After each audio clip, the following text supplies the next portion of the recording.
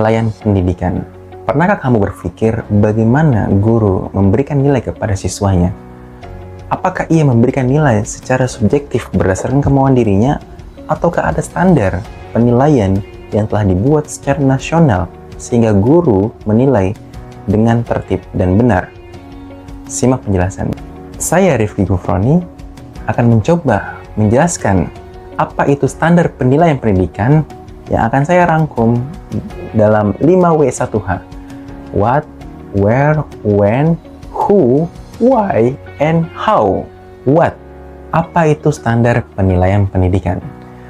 Berdasarkan Peraturan Pemerintah Republik Indonesia Nomor 57 Tahun 2021 tentang Standar Nasional Pendidikan, bagian kelima menyatakan bahwa standar penilaian pendidikan merupakan kriteria minimal mengenai mekanisme penilaian hasil belajar peserta didik. Penilaian sendiri memiliki arti adalah proses pengumpulan dan pengolahan informasi untuk mengukur pencapaian hasil belajar peserta didik. Penilaian hasil belajar peserta didik pada pendidikan dasar dan pendidikan menengah itu meliputi 3 aspek, yaitu penilaian sikap, penilaian pengetahuan, dan penilaian keterampilan. Penilaian sikap lebih ke arah bagaimana siswa tersebut berperilaku. Penilaian pengetahuan mengukur kepemahaman siswa terhadap pembelajaran. Penilaian keterampilan mengukur sejauh mana kemampuan siswa mempraktekkan menggunakan ilmu-ilmu yang telah dipelajari yang kemudian dilaksanakan di dalam suatu praktikum, khususnya pada pembelajaran kimia. When, pada saat mengumpulkan atau mengolah data yang digunakan untuk menilai hasil belajar siswa, maka kita menggunakan standar penilaian. Nah, ada yang dilakukan saat proses pembelajaran berlangsung di kelas, dan ini digunakan untuk melakukan penilaian sikap. Yang kedua,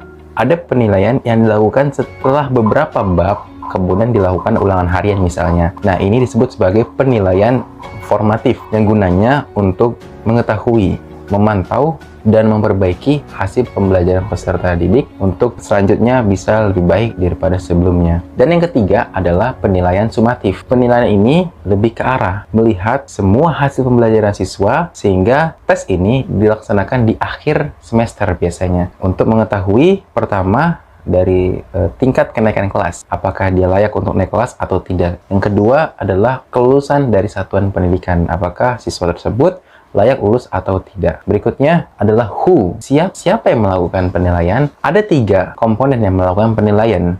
Pertama adalah pendidik, yaitu guru.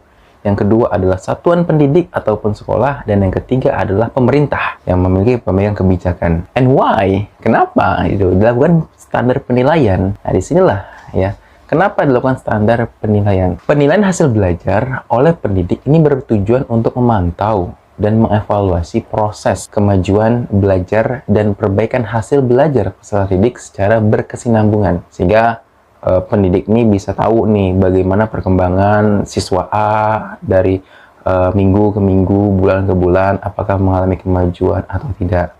Kedua, penilaian hasil belajar oleh satuan pendidikan. Nah, ini bertujuan untuk menilai pencapaian standar kompetensi lulusan untuk semua mata pelajaran terkhusus kimia. Dan untuk akhir-akhir ini penilaian hasil belajar itu dalam bentuk AKM, bukan lagi adalah UN. Mengingat AKM ini digunakan untuk tidak memberikan rasa takut kepada siswa ketika dia tidak bisa menjawab suatu tes akan berdampak pada kelulusannya. Dan juga AKM ini tidak berdampak kepada jenjang berikutnya, tidak mempengaruhi nilai tersebut untuk dia ke jenjang berikutnya. Sehingga AKM ini lebih ke arah perbaikan, lebih ke arah pengontrolan, yang kemudian kalau nilai ini masih kurang, maka di semester berikutnya akan diperbaiki. AKM ini pun dilaksanakan bukan di ujung tingkat atau di ujung sekolah, tapi dilaksanakan di pertengahan, dengan tujuan kalau memang ada yang kurang maka akan diperbaiki di semester berikutnya. Ini dilaksanakan oleh satuan pendidik. Dan hasil daripada itu semua, dari pendidik, guru mendapatkan hasil pembelajaran, penilaian, lalu kemudian dievaluasi oleh sekolah, yang kemudian akhirnya dilaporkan kepada pemerintah. Nah, penilaian hasil belajar oleh pemerintah ini bertujuan untuk menilai pencapaian kompetensi lulusan secara nasional pada mata pelajaran tertentu. Jadi, melihat bagaimana kompetensi lulusan siswa di skala nasional. Where? Di mana? Nah, ini pertanyaan cukup menarik. Di mana sih standar penilaiannya itu gitu? Sehingga bisa dikatakan bahwa nilai suatu penilaian guru itu dikatakan standar. Di mana sih bagiannya? Nah, itu ada di bagian KKM, kriteria ketuntasan minimal, yang selanjutnya kita lebih sering menyebutnya KKM. Nah, KKM ini ditentukan oleh satuan pendidikan, oleh sekolah masing-masing, yang mengacu pada standar kompetensi kelulusan dengan mempertimbangkan karakteristik peserta didik, karakteristik mata pelajaran, dan kondisi satuan pendidikan tersebut. Karena tentu kita tidak bisa menyamakan bagaimana standar sekolah di kota dan standar sekolah di desa. Hal ini banyak faktor, salah satunya adalah faktor ketersediaan sarana dan prasarana, faktor tentang bagaimana motivasi belajar anak-anak, ini sangat mempengaruhi, termasuk faktor lingkungan masyarakat sekitarnya. Adat, budaya, dan sebagainya. How? Bagaimana? Nah, penilaian hasil belajar oleh pendidik dilakukan dalam bentuk pertama ulangan bisa. Nah, ini lebih ke arah nanti pengetahuan ya. Kedua, yaitu pengamatan. Ya, bisa konsep bisa kita lihat, keterampilan bisa digunakan dengan cara pengamatan ataupun sikap. Lalu penugasan dan bentuk lain yang sekiranya memang diperlukan. Terlebih nih lagi sekarang pandemi seperti ini, yang pembelajaran sistemnya adalah online, berarti kita harus berkreasi di dalam melakukan penilaian. Bisa secara kita melakukan beberapa proyek kepada siswa, ataupun kita melihat bagaimana keaktifan mereka saat belajar di kelas. Terus, penilaian hasil belajar oleh satuan pendidikan itu dilakukan dalam bentuk ujian sekolah atau madrasah. Kemudian, penilaian hasil belajar oleh pemerintah dilakukan dalam bentuk ujian nasional atau bentuk lain yang sekarang ujian nasional sudah dihapuskan. Nah, penilaian aspek sikap dilakukan melalui tahap pertama mengamati perilakunya, lalu mencatatnya, lalu menindaklanjutinya, lalu mendeskripsikan perilakunya. Kurang lebih seperti singkat. Kalau penilaian aspek pengetahuan itu dilakukan melalui tahap menyusun perencanaan penilaian, mengembangkan instrumen, kemudian melaksanakan penilaian, memanfaatkan hasil penilaian, melaporkan hasil penilaian dalam bentuk angka dengan skala 0 sampai 100 dan juga deskripsinya. Berikutnya, penilaian aspek keterampilan itu dilakukan melalui tahapan menyusun perencanaan penilaian, mengembangkan instrumen penilaian, melaksanakan penilaian, memanfaatkan hasil penilaian, dan melaporkan hasil penilaian dalam bentuk angka dengan skala 0 sampai 100 dan dengan deskripsinya. Nah, prinsip penilaian ini juga penting, yaitu pertama adalah harus sahih benar, yang kemudian objektif, lalu adil, terpadu, terbuka, menyeluruh, berkesinambungan, sistematis, beracuan, kriteria, dan akuntabel. Begitulah kurang lebih gambaran tentang standar penilaian yang ada di Indonesia, di mana dari 5W1H itu kita sudah bisa mendapatkan gambaran standar nasional pendidikan di Indonesia. Dan berkaitan dengan isu-isu yang ada sekarang, ini penting, yaitu pertama, bagaimana tentang proses pembelajaran yang kemudian berakhir pada penilaian, tapi di sini penilaiannya hanya melalui via daring. Banyak mereka yang merasa bahwa pembelajaran online ini penilaian tidak fair, tidak adil. Hanya mungkin bisa saja mereka yang mau tidak jujur bisa mendapatkan nilai yang bagus daripada yang jujur. Bisa saja. Ya. Terus lagi kita tidak bisa sebagai seorang guru menilai sikap. Dimana kalau menilai sikap ini perlu yang namanya pengamatan. Kemudian kita juga tidak bisa menilai bagaimana keterampilannya. Memang ada beberapa studi penelitian di Polandia salah satunya di jurnal yang saya baca. Di sana mengatakan bahwa salah satu untuk mengatasi tentang hambatan dalam eksperimen yaitu dengan membuat laboratorium virtual. Nanti guru mendemonstrasikan secara online, lalu nanti siswa mencobanya di rumah. Namun berdasarkan hasil penelitian tersebut, siswa-siswa tersebut ternyata memang ada sebagian yang merasa bahwa ini sebagai salah satu jawaban di dalam pembelajaran pandemi yang tidak ada laboratoriumnya atau eksperimennya. Tapi hampir sebagian besar siswa merasa bahwa merasa berbeda bagaimana praktek benda-benda atau bahan-bahan laboratorium menggunakan bahan-bahan rumah. Kedua, siswa juga merasa bahwa tidak semenarik ketika dia praktikum di laboratorium. Terus lagi, siswa juga merasa bahwa pembelajaran atau laboratorium virtual ini banyak menemui kendala koneksi jaringan, di mana sama mereka juga ketika melihat bagaimana guru mendemonstrasikan praktikumnya itu terkendala dengan sinyal, sehingga ya akhirnya gambarnya kurang baik, kurang jelas, terkadang terputus-putus. Dan masih banyak lagi beberapa isu penilaian yang menjadikan ini PR bersama di era pandemi. Itu saja yang bisa saya sampaikan tentang standar penilaian dan isu-isu terkini di era pandemi pada saat penilaian. Terima kasih. Assalamualaikum warahmatullahi wabarakatuh. Perkenalkan, nama saya Risna Arifiani. Saya akan menambahkan hal-hal yang telah dijabarkan oleh Bapak Rifki Gufroni mengenai isu-isu yang terjadi di dalam pembelajaran kimia dalam hal standar penilaian. Seperti yang kita ketahui bersama bahwa standar penilaian itu mencakup dari penilaian sikap, penilaian pengetahuan, dan penilaian keterampilan. Berdasarkan diskusi dari kelompok kami menemukan fakta-fakta kenyataannya di lapangan, yang mana fakta-fakta tersebut merupakan penyebab atau kendala dalam mencapai tujuan dari standar penilaian tersebut. Nah, fakta-faktanya apa saja? Yuk mari kita simak sama-sama. Kenyataan yang pertama yaitu pembelajaran tingkat tamu tugasnya segudang. Maksudnya di sini adalah pembelajaran yang diberikan itu kebanyakan dengan waktu yang terbatas, namun dalam pemberian tugasnya ini terlalu banyak karena mengingat pembelajaran itu tidak hanya kimia saja. Kenyataan yang kedua yaitu kendala penilaian yang jujur. Nah, di sini karena kita sedang menggunakan metode daring, oleh karena itu kita kesulitan untuk mengetahui bahwa tugas yang dikerjakan si siswa ini benar murni dia yang kerjakan atau orang lain yang mengerjakan. Oleh karena itu kita tidak bisa mengecek keaslian dari tugas tersebut. Dan yang ketiga, yaitu hambatan on-cam dan keaktifan di kelas. Nah, karena pembelajarannya ini adalah daring, maka kita kesulitan untuk menilai keaktifan anak di kelas sebagai bentuk penilaian keterampilan. Nah, hambatan on-cam juga ini biasanya dalam melaksanakan pembelajaran, anak-anak biasanya malas untuk menyalakan kameranya karena agar supaya tidak terlihat oleh guru sedang mengerjakan aktivitas lain, seperti itu. Nah, yang keempat adalah kendala pengukuran keterampilan. Nah, seperti yang kita ketahui bahwa pembelajaran kimia ini menuntut juga untuk terampil di dalam lab salah satunya. Nah, karena pembelajaran ini adalah daring, justru kita lebih sulit lagi untuk mengukur keterampilannya. Dalam kegiatan mengajar di sekolah langsung saja kita kesulitan karena kita sendiri dan kita harus mengajarkan satu kelas. Nah, untuk mengukur keterampilan setiap siswa saja kesulitan, apalagi sekarang dilaksanakan secara daring. Nah, itu dia beberapa fakta yang terjadi di lapangan yang berkaitan dengan standar penilaian berdasarkan hasil diskusi kelompok kami. Nah, dari sekian fakta tersebut ada satu fakta yang sangat menarik berkaitan dengan standar penilaian.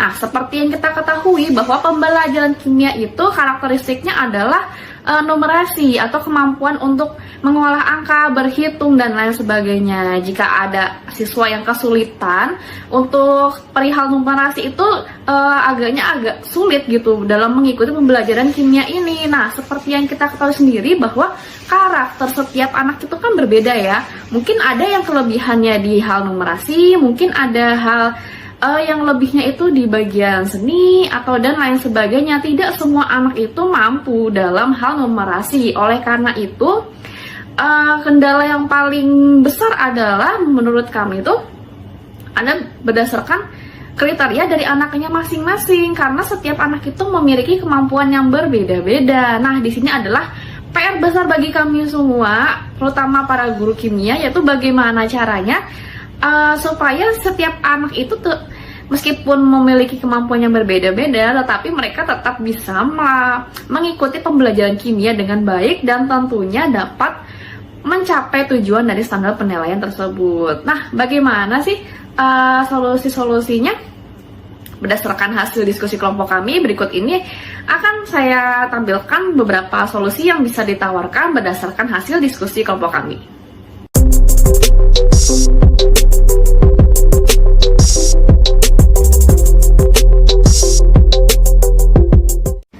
Nah, kalau tadi kita kita sudah membahas standar penilaian, berikutnya kita akan membahas yang namanya standar isi.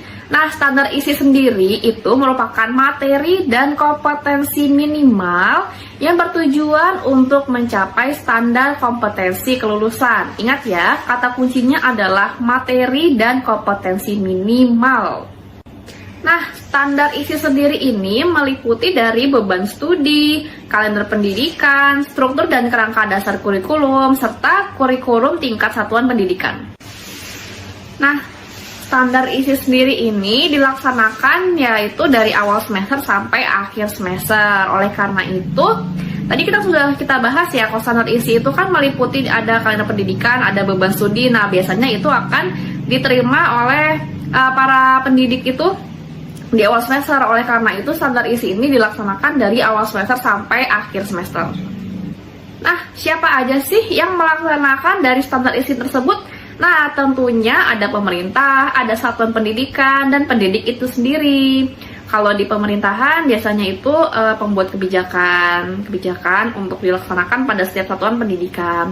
Nah, nanti di setiap satuan pendidikan itu barulah melaksanakan yang namanya kalender akademik, beban studi, dan struktur dan kerangka dasar kurikulum dalam 1 tahun pembelajaran penuh. Dan yang ketiga adalah pendidik. Nah, pendidik ini tugasnya adalah melaksanakan dari kebijakan dan seperti kalender pendidikan, lalu kurikulum yang sudah diberikan. Standar isi sendiri berprinsip pada potensi, perkembangan, dan kondisi dari peserta didik itu sendiri. Bagaimana caranya peserta didik itu dapat menguasai kompetensi dan menerima materi dengan baik agar supaya berguna untuk dirinya dan orang lain. Selain itu, standar isi juga berprinsip pada kelima pilar pelajar. Nah, supaya standar isi ini dapat menyesuaikan dengan standar nasional pendidikan, adapun hal-hal yang bisa menyesuaikan standar isi dengan standar nasional pendidikan yaitu adalah spiritual, sosial, keterampilan, dan pengetahuan. Nah, berikut ini akan saya tampilkan perumusan ruang lingkup serta perumusan kompetensi dari standar isi.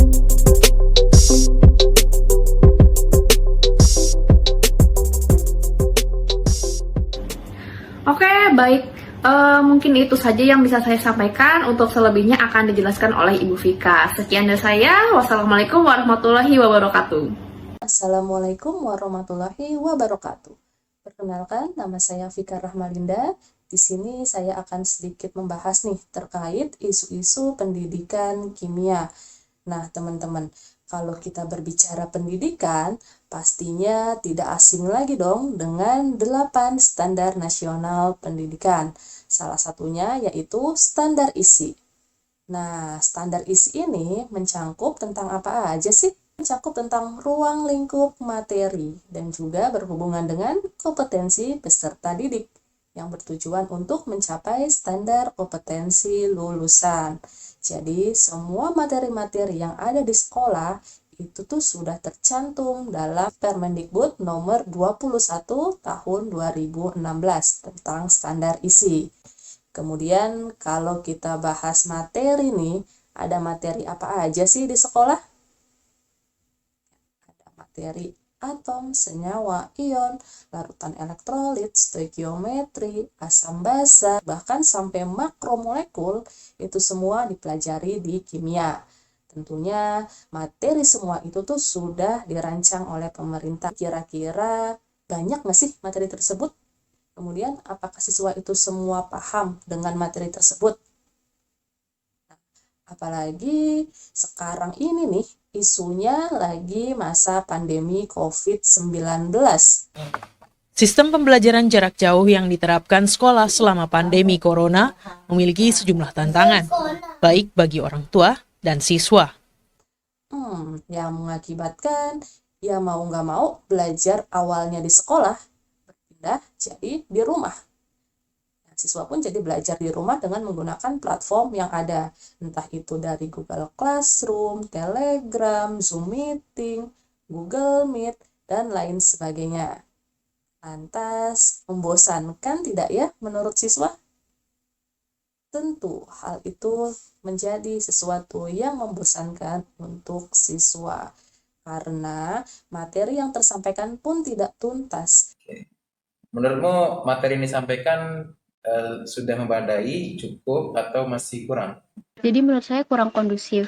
Materi yang disampaikan jadi kurang maksimal. Nggak tahu ya, soalnya dari segi materi pun saya masih belum begitu tahu apa yang harus dipelajari di kelas 10.